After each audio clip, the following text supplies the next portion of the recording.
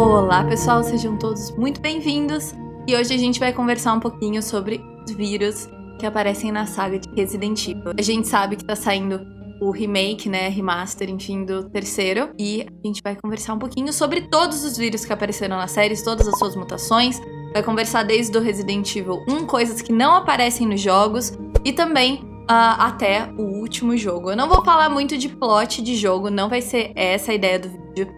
A ideia do vídeo é só contar e explicar pra vocês quais são os tipos de vírus que aparecem na série. Resident Evil. Começamos a nossa história em 1966, quando Oswald Spencer e James Marcus descobrem sobre uma flor chamada Escadaria do Sol. Essa flor, ela cresce na África e com algumas condições especiais, por exemplo, ela estar numa caverna, ela contém um vírus que consegue mexer com o DNA da pessoa. A ideia toda, brincando com essa flor, era melhorar a raça humana. E foi assim que surgiu o vírus progenitor. Nossos dois amiguinhas, Oswald e James, encontram um terceiro coleguinha chamado Edward Ashford. E basicamente os três se juntam as suas riquezas para fazerem uma empresa farmacêutica chamada Umbrella Corporation. Exatamente, eles são os três fundadores, criadores, cientistas da Umbrella. A base principal da empresa é uma mansão nas montanhas Arklay, que muitos de vocês conhecem de Resident Evil 0 e Resident Evil 1. Como uma empresa e eles não podiam ficar sem dinheiro para os experimentos que eles estavam fazendo, eles decidiram que os três, cada um faria um tipo de vírus para vender para o governo americano como bioarma. E foi assim que nasceu o projeto T-Vírus. Eis que em 1968 ocorre algo, no mínimo, interessante, que dos três sócios, o Edward Ashford acaba falecendo num acidente estranho, onde ele é contaminado com vírus progenitor, o que acaba deixando a pesquisa dele toda para o seu filho, Alexandre Ashford, que calha de ser um geneticista e não muito pessoa que mexe com virólogo. E o que ele faz? Ele decide clonar a linhagem Ashford, porque, sei lá, é isso que as pessoas fazem. Não tem herdeiros, deixa eu clonar usando aí a genética da minha mãe, sei lá, a matriarca, no caso, Verônica. E isso deu origem aos gêmeos Alexa e Alfred, que nascem na base da Antártica da Umbrella. Então, vamos recapitular, existem duas bases, uma na montanha e uma na Antártica. Na Antártica tem os gêmeos e na montanha tá rolando o Projeto T. Em 1978, um dos sócios, o James Marcus, ele cria o famigerado T-Vírus que a gente conhece, que é o vírus que cria os zumbis. Como que ele cria o T-Vírus? Ele muta o vírus progenitor junto com a ebola. Ao invés de só matar, que é o que acontece com o vírus progenitor, ele simplesmente transforma a pessoa em...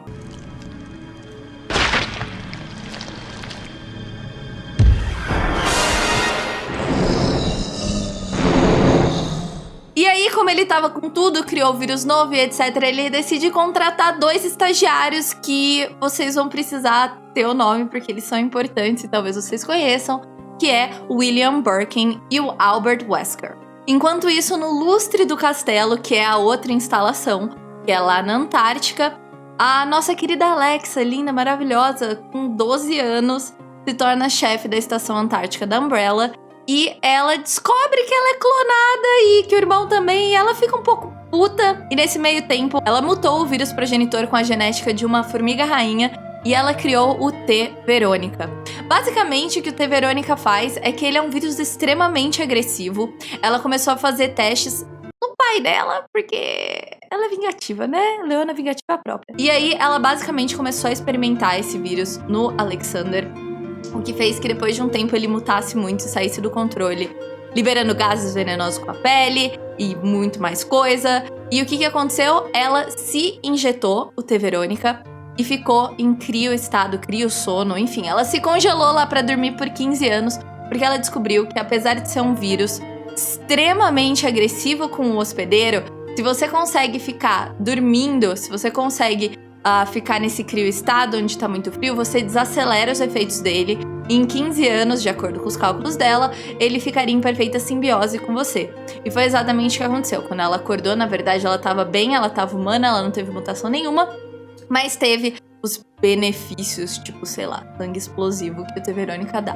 Agora seguimos a linha do tempo para 1988, onde, sei lá, né, aquela coisa estranha. Primeiro morreu o Edward, aí de repente morre também o Marcus, que na verdade foi um assassinato mandado mesmo aí pela Umbrella. Ele morreu nas mãos de oficiais da Umbrella enquanto ele fazia o seu próximo experimento chamado Queen Leech, ou Sanguessuga Rainha. Esse projeto chamado Queen Leech era basicamente sanguessugas sendo mutadas com T-vírus. E quando James morreu, simplesmente jogaram o corpo e tudo mais num lugar, e as sanguessugas meio que comeram o James, porque elas eram zumbis por causa do T-vírus. A sanguessuga rainha chegou no cérebro dele, absorveu todas as memórias e meio que se tornou ele e jurou vingança na Umbrella? Talvez. Então, gente, é por isso que é importante você saber como você descarta o seu material biológico, entendeu?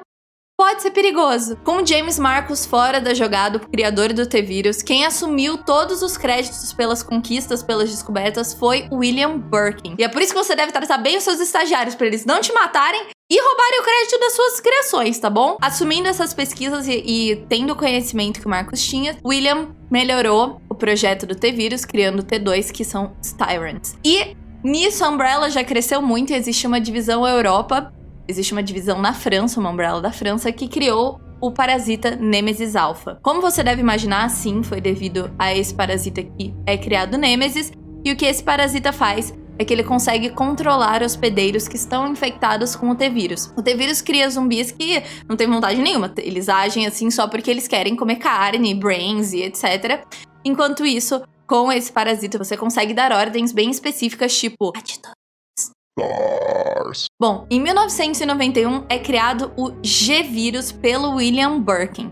Aí vale a pena a gente fazer um adendo, porque eu preciso explicar uma coisa pra vocês. Vocês perceberam que no começo desse vídeo quem criou o T-Vírus e quem tava fazendo vários experimentos era o James Marcus. Você deve estar se perguntando, ok, o que o Spencer ficou fazendo? Quando ele construiu a sede da Umbrella, a mansão nas montanhas, ele contratou um arquiteto para construir a mansão. E ele, como toda boa pessoa que contrata um arquiteto para construir uma mansão, quando ela ficou pronta, falou assim, vem passar um fim de aqui, vamos fazer uns churras, vamos pra piscina. Só que o cara não pôde comparecer. Mas, estranhamente, ele falou assim, vai lá, ô Maria, no meu lugar, pra suruba. E a esposa e a filha compareceram. E elas se transformaram nos primeiros experimentos humanos do Spencer. Então, ele ficou todos esses anos fazendo experimentos. Enquanto a mãe morreu, a filha, Lisa, sobreviveu. E ela meio que criou uns anticorpos, ela criou algumas defesas do T-vírus. Ela tem uma genética muito rara que conseguiu fazer isso. E o William Birkin criou o G-vírus com a genética desse parasita Nemesis, mais os T-vírus contidos no sistema da Lisa, que são mais desenvolvidos, que são mais tolerantes, que são um gene que mutou aí. E esse vírus, diferente do que todos os outros fazem, ele consegue reparar células que foram danificadas. O que, se você parar pra pensar, cheira muito a imortalidade, mas também, se você leva muito dano, você continua mutando sem parar. E vira monstro. E como essa descoberta foi tão importante pro Birkin, ele ganhou, assim, de mimo, de presente, uma sede, que foram os laboratórios embaixo de Raccoon City. Só passando, isso aqui não tem muito a ver com vírus, mas eu preciso falar para dar um embasamento para vocês com vírus que vão aparecer no futuro. Em 1998, durante os acontecimentos do jogo do Resident Evil, o primeiro, o Wesker, né, o Albert Wesker, ele se injeta com o T2, né, esse vírus do Tyrant que o Birkin criou. E enquanto isso, o Birkin mesmo se injeta com o G-vírus. Nesse acidente, quando o Birkin tem que se injetar com o G-vírus, é quando acontece que o T-vírus cai acidentalmente no esgoto de Raccoon City e começa os eventos que a gente já conhece. Nos anos 2000, depois de Umbrella, acabou Umbrella, vamos pro próximo, o Wesker arruma outra organização para trabalhar junto. É um sindicato criminal chamado The Connections. Basicamente, eles estão criando um outro tipo de arma biológica com fungos, chamado The Mold. E eles queriam controlar a mente das pessoas com esses esporos, né? Com essas coisas, mas a gente já vai voltar nele muito em breve. Ele é criado com o genoma do mofo, né? E injetado em embriões humanos. Caso você queira saber. Aí em 2006, o Wesker resolveu fazer um negocinho dele, sem sindicato, sem Umbrella, sem nada. E ele cria o vírus chamado Ouroboros, enfim. Basicamente, ele pega o vírus progenitor, aquele primeiro inicial, e o sangue da Jill Valentine. Jill Valentine é uma personagem que durante os jogos acontece dela ser infectada pelo T-Vírus e ser curada pelo T-Vírus e ter o T-Vírus dormente, controlado, e anticorpos no seu sangue é o T-Vírus. Então o Ouroboros funciona da seguinte forma: ele só consegue ser injetado em genéticas específicas. A Jill só conseguiu sobreviver com o T-Vírus e criar anticorpos ao T-Vírus por causa da genética específica da linhagem especial dela. E o Ouroboros basicamente te dá força, agilidade, tudo sobre-humano que você pode ter, só que ele também é meio que uma limpeza da humanidade, né? Porque, enfim, só pessoas selecionadas sobreviveriam. Ele é meio tipo Thanos, sabe qual é? Ó, eu não escolho quem vai viver e quem vai morrer, é a genética de vocês, e quem ficar vai ficar mais forte, vai ficar melhor. É tipo isso. Já em 2008, o Wesker fala assim, não gostei de ficar sozinho. Aí ele arruma a Tricell, que é também quem ajuda ele um pouquinho a criar o Ouroboros. E eles estão estudando Las Plagas, que é um parasita muito antigo, que é até, tipo, ele tem um culto só dele lá na Espanha, chamado Los Iluminados. Basicamente, os zumbis, as pessoas que são infectadas pela La Plaga, eles são infectados através de esporos, diferente dos outros tipos de vírus. E eles são zumbis que mantêm um pouco da inteligência deles. Eles conseguem, por exemplo, se comunicar. E eles têm tipo A, B, C, tipo 1, 2, 3, e depende do estágio de como vai sair do hospedeiro. Mas, no geral, Las Plagas é isso. Em 2011, e num jogo extremamente aleatório, e num jogo extremamente difícil de entender, o que acontece é que Wesker tinha uma irmã chamada Alex Wesker, e ela está numa ilha fazendo os experimentos dela e as coisas dela, e ela cria o T-Phobos, que basicamente é um T-Vírus, só que ele é ativado quando a pessoa tem medo. Então, basicamente assim, se você é uma pessoa que venceu o medo, não tem medo de nada, sou muito corajosa, você vai ter todas as vantagens do T-Vírus, sem as desvantagens. Mas se você tem medo, ele te muta e você vira um monstro. Em 2013, outra organização aparece querendo brincar de Deus e cria o C-Vírus, que é uma variação do T-Vírus mais o G-Vírus. Eles criam o que eles chamam de Javos. Eles são criados através de injeção, diferente também dos outros zumbis, e eles se regeneram super rápido, além de ter mutações aleatórias. Além dos Javos, existem outras versões que podem ser criadas com esse mesmo C-Vírus depois de um estado de crisália, tipo borboleta, sabe qual é? É tipo pôr no forninho. Sai, ficou pronto. Tem que ter um tempo aí de incubação. E aí chegamos no último jogo, no último vírus que foi descoberto, né, em 2014. Não se sabe exatamente por quem ele foi criado, quando ele foi descoberto, nada do tipo. E o último vírus em 2014 é o Mutamiceno série E. Ele foi criado pelas conexões, né, que eu falei. E ele é basicamente um fungo. Esse fungo, como eu falei, ele é um genoma que ele é colocado num embrião. Ocorreram 5 testes em crianças, né?